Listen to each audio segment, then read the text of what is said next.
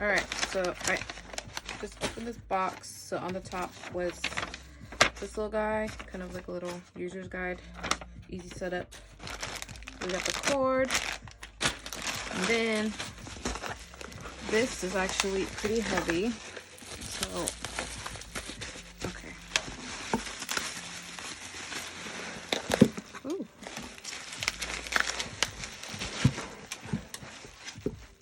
So this is it. All white. Put the cord here, and you got the little dials here. Oh, cool. All right, and then it came with one filter already, and then I was looking at this. It looks unfinished, but this stuff right here is really hard to take off. So it's super sticky. So it is a finished Valentino one. At first I thought it was just like a defective gray, but it's actually not. Once you take the film off, it will be super shiny. But that's the Valentino fan for you. And then this is the cord.